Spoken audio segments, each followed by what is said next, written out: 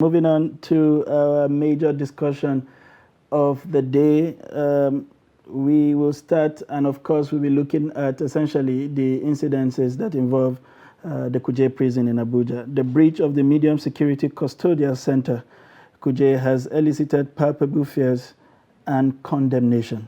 It happened hours after President Muhammadu Buhari's advanced team of security and protocol officers was ambushed en route to Katsina.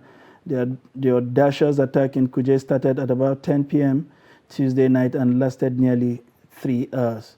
The situation has caused panic in and around the Federal Capital Territory, with residents apprehensive about their safety. What is the implication of this deadly attack on national security? We are being joined now on the show today by former director at the Department of State Security and Chief Executive Officer of Airport Safety and Security, Mr. Mike Ejiofor, who I understand will join us via Zoom. And here in the studio, we have also another capable team. We have right here with us in the studio security consultant Stephen Okori and Daily Trust General Editor, who is also a disaster expert, Malam Hanza Idris. It's a pleasure to have you join us in the studio, Mr. Okori. Yeah, glad to be here. Thank you. And let me also once again... I've been here for a while. Malam is almost a co-host now. Interesting. As you have seen, we would, at this point, take a short report on the Kuje security situation, prison situation, and when we return, this gentleman will delve to provide us perspective on what has happened. The Kuje prison, where the event or the infiltration happened yesterday night at about 10 to 10:30 p.m. in the evening, as it has been confirmed by the Minister of Defense. Burned vehicles, especially burned buildings, and generally quiet atmosphere welcome visitors to the center. It came under heavy shelling on Tuesday night when terrorists broke into the custodial center using explosive devices through the main entrance and defense of the facility. Presently, 551 inmates are currently in custody, while 443 inmates are still at large. Government functionaries have been visiting the facility to ascertain the extent of damage with a view of restoring and equipping it to forestall future occurrence. Among the functionaries is the Minister of Defense, Bashir Magashi, who had earlier confirmed the attack. I think we are trying to see what we can do to ensure that all the escapees are brought back to the prison yard. And I think the prison is accommodating about 994 inmates, and SKP about, we have about 600 already inside now. Following shortly was the Permanent Secretary, Ministry of Interior, Shuaibu Belgore, and the FCT Minister, Musa Bello, accompanied by the Goma of Kuje, Al-Haji Haruna Tanko Jibrin. At least we have retrieved about 300 out of about 600 that got out of the prison cells. And the retrieval is going on. We received reports that there are still about 50, 60 that have been intercepted. Somewhere just a little outside town here. The gallant officers that tried their best, and also to sympathize over the death of a very fine, gallant officer from the Nigerian Civil Defense Authority who was gunned down by the criminals.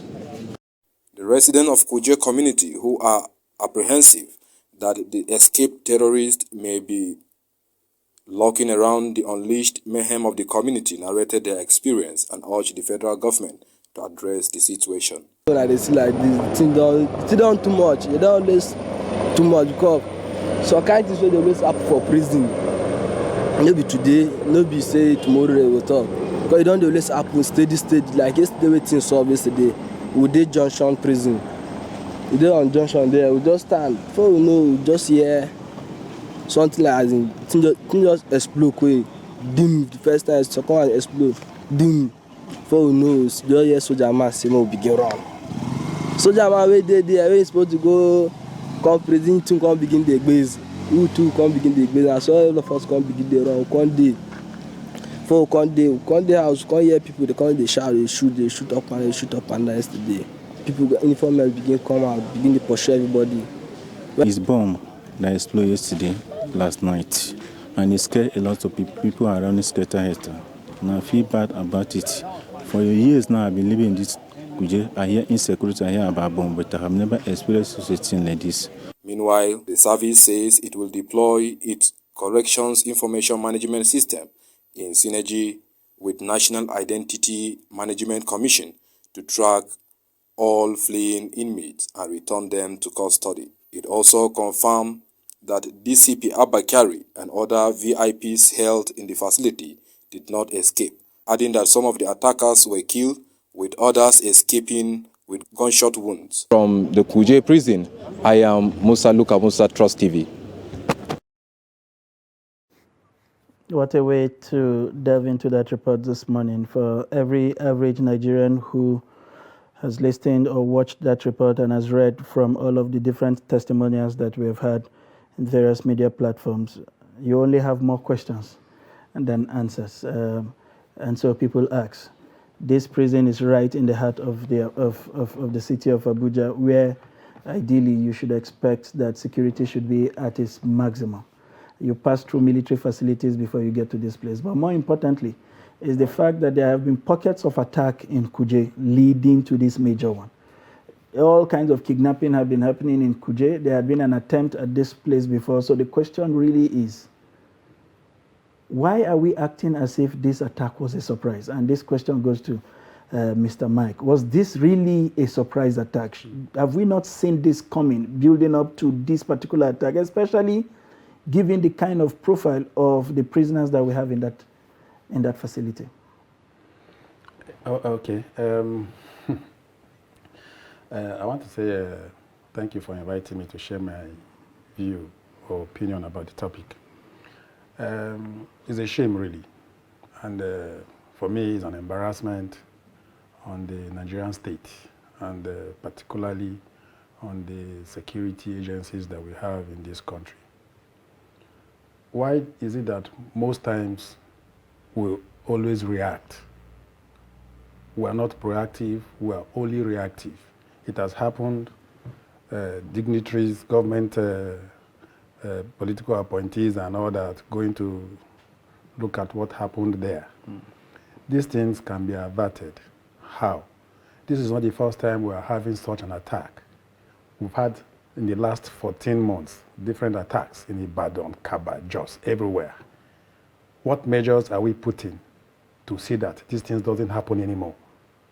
And I see lack of gross misconduct, unprofessional ways the issues were handled. Number one, vigilance was missing completely, totally. What is vigilance? The action or state of keeping careful watch for possible danger. Was that at play? It wasn't. So when we hear that the military, the police, civil defense and all that were all there, and this kind of attacks happen, then it's better they just leave the place so that we know that these places are vulnerable and open for such attacks. We now have, I understand, Mike Ejiofor joining us via Skype. Good morning, sir. Yeah, good morning. It's a pleasure to have you join us this morning again. Thank you. All right. Just to get your perspective, having watched the report and seen all that had been said in the way and manner this attack, this brazen and audacious attack, if you like, on that facility was carried out, and the fact that no less than over 67, I think, 68 members of the Boko Haram, high-profile Boko Haram members who are kept in these facilities, were freed without what we would best describe as any kind of response from our own security team, or even casualties, if you like, on the part of these people who took on this audacious attack. What do you make of everything that played out in Kuje, 48 hours ago? Well, first of all, I'm not surprised about the attack because the signs have been on ground. All the indications have been on ground that this attack was coming up. But how prepared were we to tackle the situation. We were not actually prepared. The incident has raised a lot of questions that must be answered. And I think the best thing to do is to institute a panel of inquiry to discover exactly what happened. First of all, how many of them came? You know, you read some papers, they tell you 300, they say 400. How did they come? Did they come in bikes? Did they come in vehicles? How did they pass all the checkpoints? Because I'm aware that there are checkpoints on that road, even before the facility. How did they overwhelm the...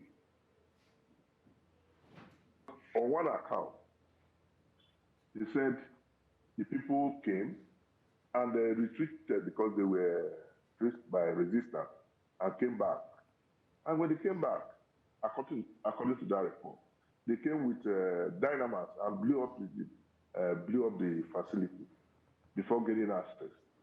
And the question is, how were they able to know the exact location of where these hardened criminals, the Boko Haram elements, were kept, that they should go into that place and get them freed? A lot of questions. As we progress, we'll be able to provide some solutions to this question. Thank you.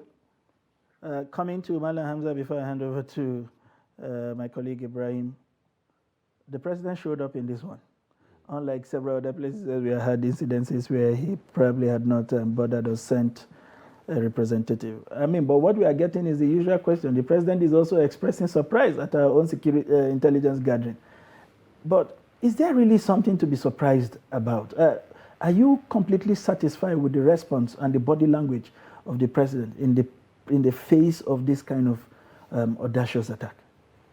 I am not surprised by his reaction. First, his visit there, as far as I'm concerned, and for any curious Nigerian, is that it was a coincidence because he was jetting out.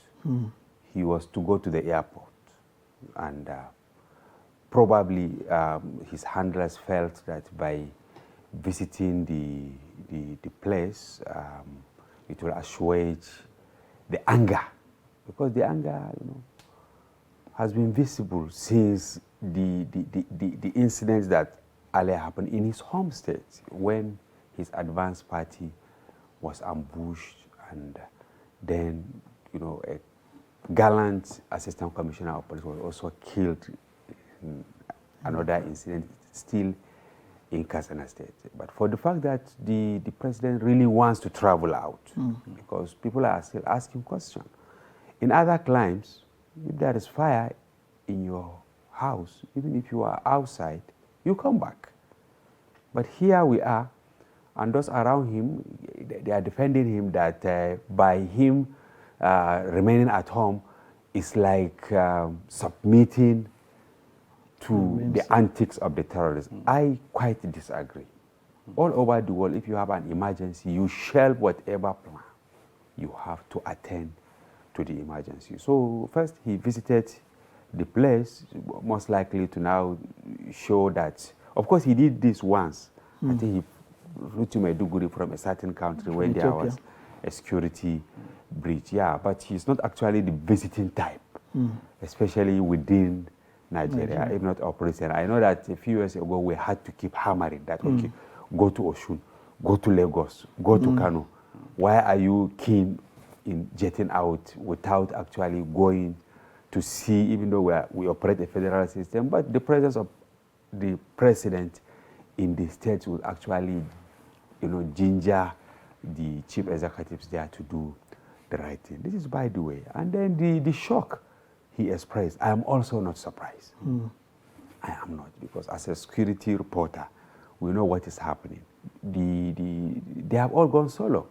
If you look at maybe this set, maybe they have started synergizing, but the ones he removed earlier, they don't even see eye to eye.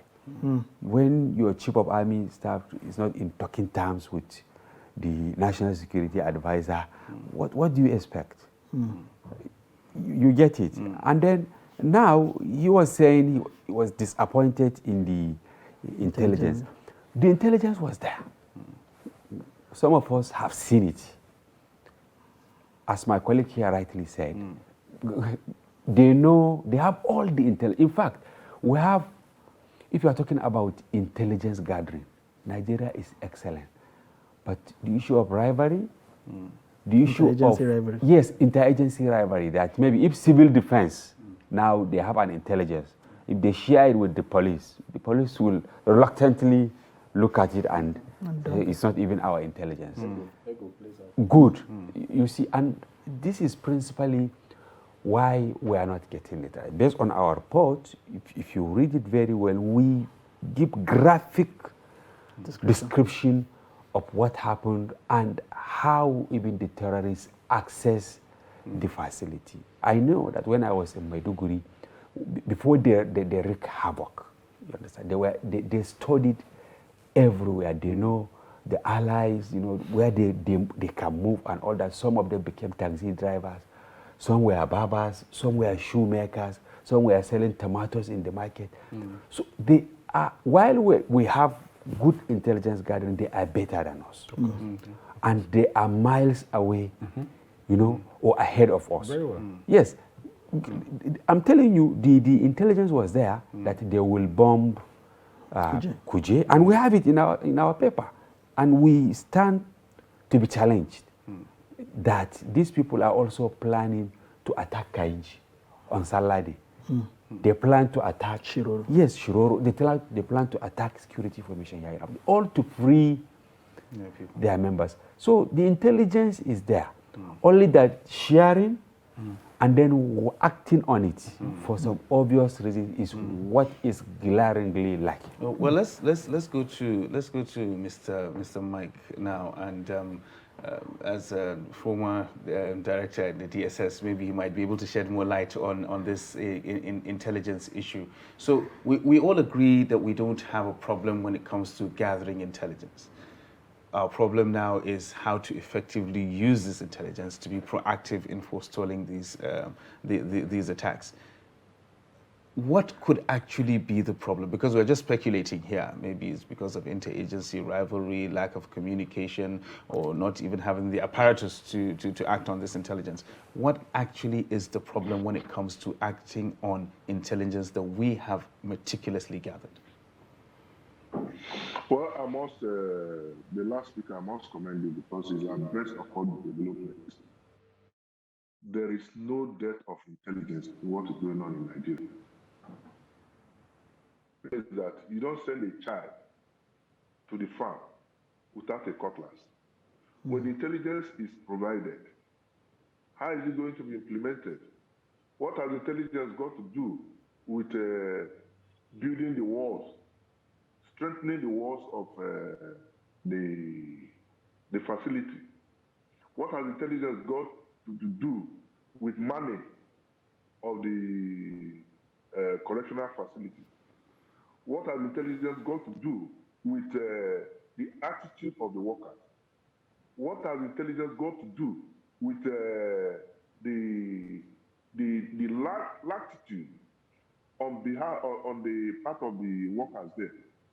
Are you not aware of how telephones are being used in the facility? It's in the public domain. Telephones are being used to communicate with outsiders, even among these hardened criminals. So it becomes very, very, and these are products of intelligence on what is going on there. Of the correctional facilities should retrain their staff, get more facilities, strengthen the security around that area. And you're also aware that this is within the neighborhood, full with bushes and people are living around there. Nobody seems to care. And as long as we continue we will continue to witness, as long as we continue in this way, we'll continue to witness this thing. Just like the other person that said too, before I joined, we are going to have more attacks. no hiding about it. You will recall that in Okene, we used to have several jailbreaks until the place was relocated towards Auchi Road. And you can see a clear view.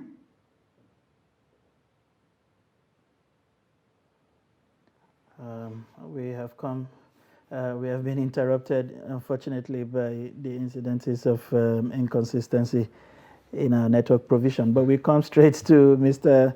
Okori in the studio. He was trying to point to the fact that we could have done things differently to avert what was happening, starting with even reinforcing the prison system, some of them built over 100 years ago, without new facilities, new reinforcements, some of them housing in multiples of what the carrying capacity of this prison. So by the very nature of these things, it clearly does appear that there were recipes for disaster. He talked about prisoners making phone calls freely with the outside world and all of what can we do differently to check this? I mean, you talked about Kaba, you talked about Ukene, there was Benin earlier and the rest of that, and now intelligence about, we also saw an attempt with Kaduna, in fact, to think of where the Kaduna prison is, right there at the heart of Kaduna. What can we do differently to avert what is going on? You see, I discovered that most of Controller Generals, when they assume office, they don't think outside the box. They just keep doing the old-fashioned way of doing things within their organization. The Kuje prison was built in 1989, and it was built to house, is a medium capacity, yes, but it has gone further to begin to house high-profile offenders, like this Boko Haram or swap terrorists that we have. Such category of offenders are supposed to be the maximum prison, you know. So if they now went ahead to see how they begin to house these high-profile offenders, they would have begin to think outside the box. How do we now fortify the Kuje prison, you know? What is there? You build perhaps an extra wall, you know. But as they are coming in, they'll begin to think that that wall that they are saying is the only wall. As they blow that, they begin to see a more solid wall, you know. They can do that. But you see, politics, corruption, sentiment has enveloped their psyche.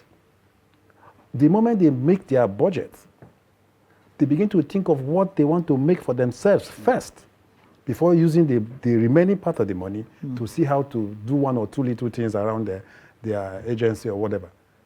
So it behoves on them to see how to improve on this.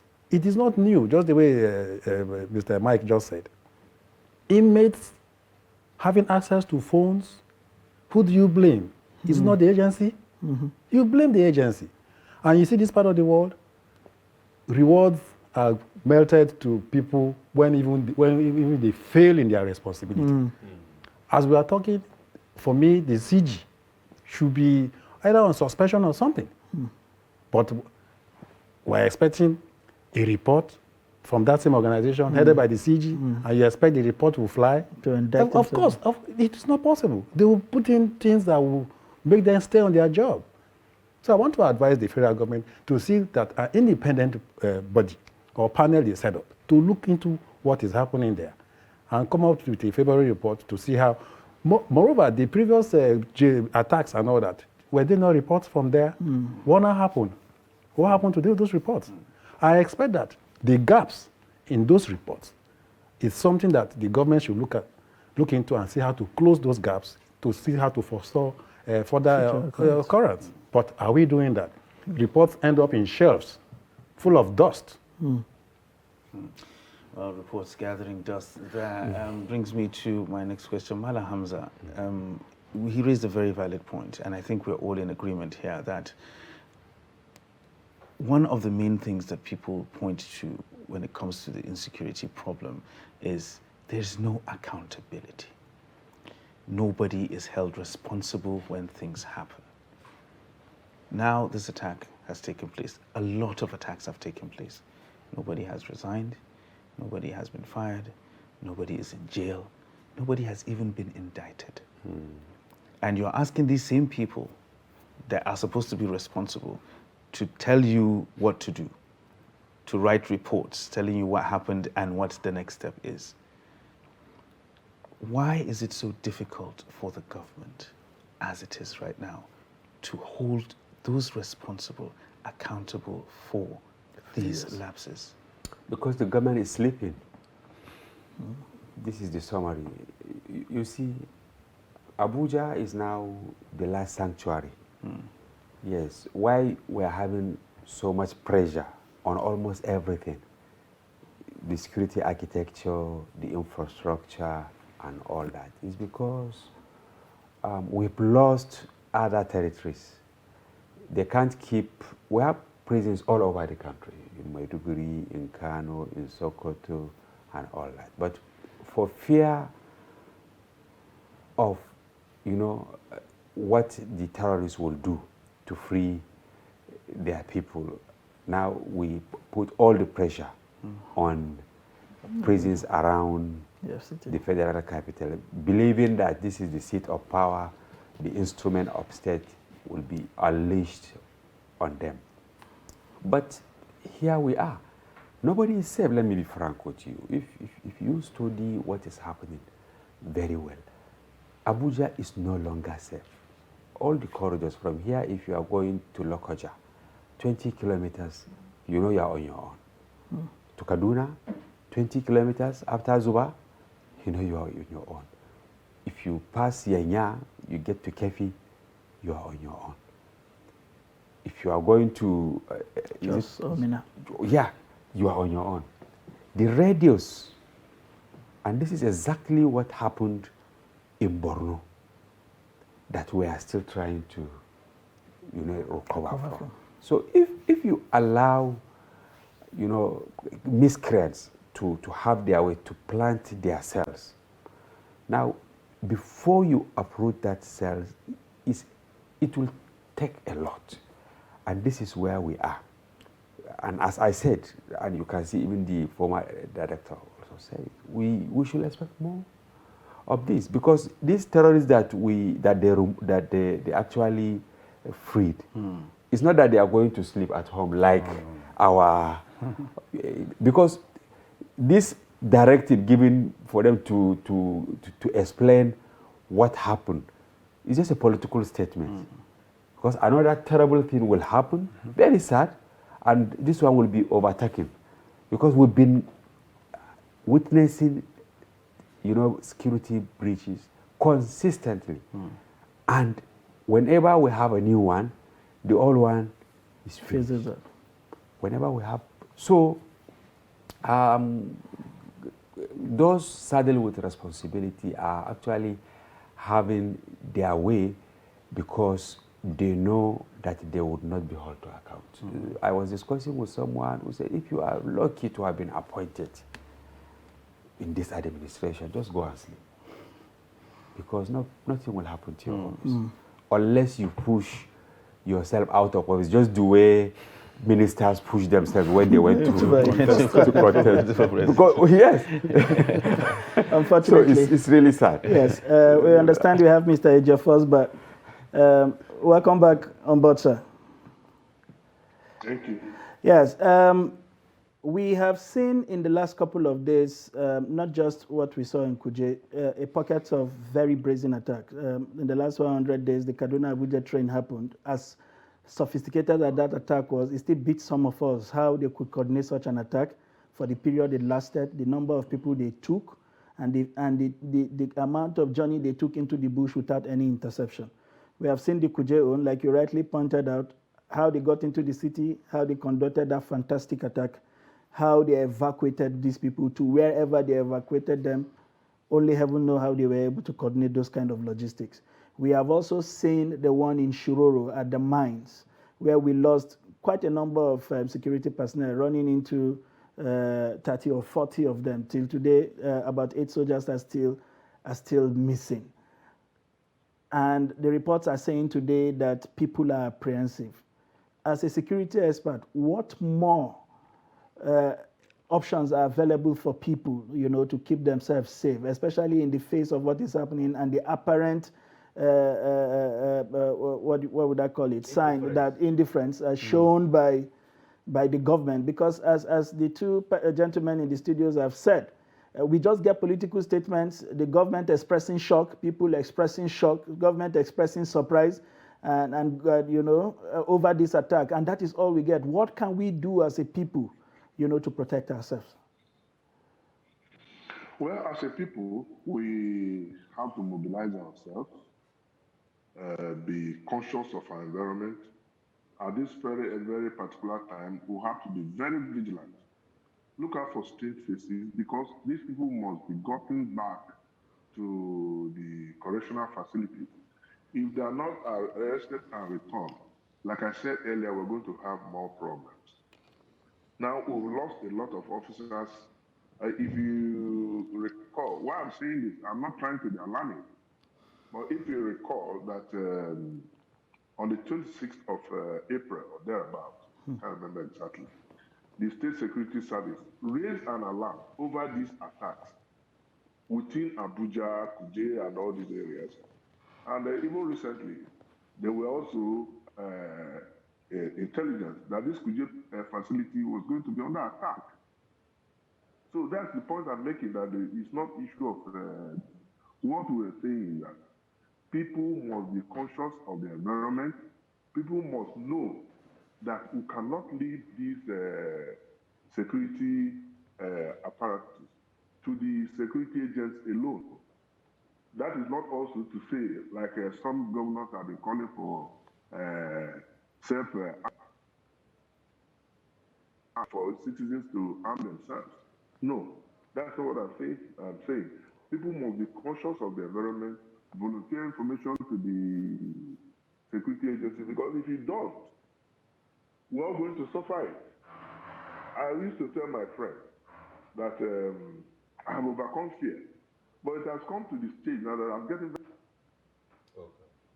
very security situation in the country, and we cannot fold our hands. So my point is that the people must mobilize themselves in various communities, raise vigilantes in your estates, especially within Abuja, raise vigilantes and make sure your areas are closely monitored. Without that, we're going to have more problems. I think it's the people's responsibility now to take their security in their hands. All right, Mr. Stephen, yes. You made a very valid point in your first statement when you started talking. You said we are not proactive, always reactive. But even the reaction. Yes. I mean, if we are reacting to something, I think if something happens now, we swing into action, and then you get some results. Is the reaction enough? Because just like we pointed out, these people came in numbers. Yes. They took some form of transport, even if they didn't. I mean, like 200-300 people walking on the road. It's something to raise alarm. Yes. They came in, bombed where they wanted to bomb, took people, more people, which means more numbers, and they added to themselves and moved, still either using the vehicles or on foot, and still those people were not tracked, which was the same thing that happened during the train attack. You know, the reaction, even the reaction that we say that we are reactionary, is it really enough? Is it really doing anything? The reaction here is the shock. Is after the damage. You understand? Yes. Them coming in, striking, and going away is still part of their operations. They have done it, carried the numbers they wanted to carry, and have left. So the reaction now is after they have gone. You expect result after reaction? You don't expect reaction. Who are you coming to meet? They have packed themselves in drones and left. And we now came to come and see the facility. You are expecting to come and do what? When they have gone, the people that are even supposed to protect the facility Didn't you hear one of the interviewers? Yes, he said the soldier told them to run. And the soldiers even ran. How do you expect results from such reaction? It's for us to come and see the burnt vehicles, the damaged walls and all that. And express shock and disbelief and dismay. Begin to look out for the numbers that humbly stayed and refused to run. You know, and now they are scouting and looking for the ones that have left the facility, which is more difficult to do. Is it not proper and better to see that the facility is fortified, security is provided and all that, than going out now, running into bushes and streets looking for inmates that have fled the facility. Possibly they will begin to even capture or arrest innocent people that will look one kind and begin to bring them and add them to the numbers that they have captured, about 400 or 500 numbers. You understand? So even in reaction, we are still failing. So it tells a whole lot about the security agencies in Nigeria. You know, you see, professionalism for me has been relegated because I can't just imagine it, that an attack like that will happen and I will not see one single dead body of the bandits or terrorists on the ground. I say, okay, out of the 300 or 200 that came, we're able to kill or we arrested so number. There's no news like that. It's not disappointing. Quite. So it emboldens them that they can go and strike, succeed, and retrieve back to their enclave. Just staying with you, Mr. Okori. I'm trying to remember the year now, but I was getting into the U.S. during the Boston attack. Okay. And the attack apparently happened while I was airborne. Was that not 2013? And then on arriving, every strategic point in the U.S. already had photos of the likely suspects of this attack. Yes. You have held these people in this facility for only God knows how long. 48 hours into this attack, we are not seeing pictures of the people who should have been declared wanted. Just as we didn't even see pictures of those in Lokoja. We didn't see pictures of the over 1,000 that escaped in Benin. You tell us to be careful. We could be infiltrated with people. We don't know what their faces are. Everybody can put on a cloth and look decent as we are in the studio. You don't have biometrics that you are sharing with anybody. We claim to have 2 or 3 satellites up there in the sky. We can't deploy the satellite or drones that were even built by Dicons to do this chase. The question for the average Nigerian then is, Mr. Okori, Yes. is it the absence of the facilities to do these things or the absence of the technical know-how to deploy facilities that we have celebrated in public space, just as we did to Tucanos and probably packed them somewhere from some kind of visitations and excursion program? What is the problem? Is it manpower? Is it lack of intelligence or completely the unwillingness of people around these corridors to do what is right? It's all-encompassing. What you have ironed out here, they are all part of the issues or the challenges. Now, I give you an instance about the Shiroro issue that happened. Imagine bandits or terrorists. If I tell you that they are even more or well-trained than even our personnel, will you be surprised? For them to even think that as our men are going to strike, let us lay an ambush for possible reprisal from the law enforcement agency. They were calculative. And this thing happens, you must think. They were calculative, they laid an ambush. Imagine the soldiers that came to go and see how to stop that incident. Did they get there? They did not get there. Because these criminal elements, they think. But our own personnel, do they think? What are they working with? There was no backup. Okay, this advanced team, go. The next 15 minutes or so, another team will come or something. There was nothing like that. There was no support. Areas. The planes and whatever that we have bought, what are we using them for? So we expect an area surveillance support. They need to support the ground troops. But is that going on? It's not working. Do I need to come and begin to teach them that now? These are things that they ought to know. They are supposed to know. So training, retraining is very key. Of course, we know that technology plays a whole lot of role, very, very key roles in what we are saying, even more than what the human beings can do. But how well have we acquired this technology? Are they sophisticated enough? Do we have personnel that can operate this technology that we are talking about? So a whole lot. They need to go back to the drawing board and sit down and begin to look at the gaps we are experiencing. And you see, any attack or any operation at all, it calls for an improvement. If you experience this, you go to the drawing board. Where do we lack in this thing? How do we improve on it? Do we even have such team that is really working on it? You know? So all this, my brother, it's a sad one. It is quite indeed. So let me direct this to Mr. Ejiofor. Finally, let me have your final take on this particular issue. We have analyzed this issue from different points, and we've identified what the problems are. We've looked at them from different perspectives. I believe anyone in Nigeria, everyone in Nigeria knows that the security apparatus in Nigeria is really nothing to write home about as it is right now.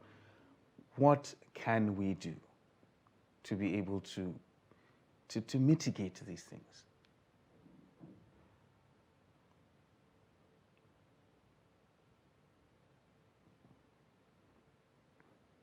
What the government should do is set up a high-powered panel to investigate exactly what happened, know who failed in his or her duties. Because if we don't do that, these things will continue to occur, like one of you there said, no accountability. If you continue to allow these things to happen without taking action or holding people accountable, will continue to witness. So I suggest a high-powered panel of investigation, because I suspect, seriously, compromise and complicity among the staff. That's my view. But it's only an investigation set up by all these allegations. I am not happy, no Nigerian is happy, that you cannot travel. I travel by road. You can't, for some time I have not traveled to Delta through Lokoja. You cannot go to Kaduna. It's like we are caged in now. The situation is very dicey, and it calls for urgent action. More so when we are going to election. You know, election comes with upsurge in crimes. And if we add more to what we have on ground now, my brother, it's going to be very, very catastrophic. Thank you very much. And again, call for vigilance on part of the citizens. Thank you very much, Mr. Ejiofor. Coming back to the studio to Malam Hamza, I would like your final thoughts on what has happened. We have dwelt so much on the intelligence leading to the attack. We have dwelt so much on the nature of the attack and all of the weaknesses associated thereof. What is the way forward? He had talked about some, the need to investigate. But beyond the need to set up that panel and investigate, what do we need to do? Especially, as he pointed out, leading into an election. Incidentally, we have a long election calendar this year. For the next 7-8 months, I don't think we will know peace until the next president emerges. What can we do differently? For me, while they do the investigation, they set up the panels and all that, I think they should swing into action. With your phone now, if you go to Google, you just take the aerial view of Abuja and environs. The cells of these terrorists are there. Am I wrong, sir? No. So what are you waiting for? What are you waiting for? Why can't you go and bomb them until they come? So I expect the relevant security agencies to take the war to the terrorists because they know where they are. I can assure you 100% there is no thing that is hidden. But they always hide under saying they don't want collateral damage. In the first place, why did you allow them to go and abduct people that they will use as human shield. When you know that they have established a certain cell ahead of attacking a certain place, you just go and bomb them. So my suggestion is that while they do all the classroom and book thing, they should swing into action. And then we should also have night vigil facilities. Yeah, because I was discussing with someone yesterday while putting our stories. He said they saw the path that these terrorists move with their colleagues, but they could not do anything because no night vision.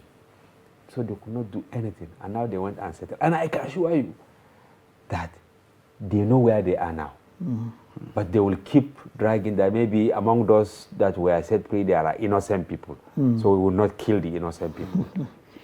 We have to remain the way we are. I think we should act more than doing the administrative thing. Yeah, we are in an emergency. This is what I have. For want of time, this is the much that we can accommodate. I'm sure these issues will continue to agitate our minds in the coming days. Nigerians are watching, looking at the body language of the president and everybody around the corridors of power, to do something to at least give back confidence to people that they can go about their lawful activities, their lawful business, if not anywhere else, but within and around the Federal Capital Territory. It's a sad commentary in our national lives, and we look forward to better days from here. It's been a pleasure having this gentleman with extreme expertise, with over 100 years of joint expertise put together, talk to you this morning about what has happened and what we need to do going forward. It's a pleasure to have you in the studio once again. My elder brother and senior colleague in the media practice, Mala Hamza Idris. Co-host and co-host, if you like. Yes, and Mr. Okori, and very importantly, our regular guest and friend of theirs, Mr. Mike Ejiofor. It's a pleasure having you give us perspective on this issue, and we hope that when next we call, you would have the opportunity to join us. Maybe this time we will be discussing about the successes that we would have recorded in the fight against terrorism, and not just lamenting about what you have lost and the amount of damage they've caused our society. It's a pleasure to have you join us this morning. Viewers, that is the much we can take this morning. This is where we draw the curtain on today's edition of Daybreak on Trust Television. It's been a pleasure to have you ride with us this morning. I am Sunday Michael Ogo. And I am Ibrahim Yusuf. Let's do this all again tomorrow. Have a lovely day.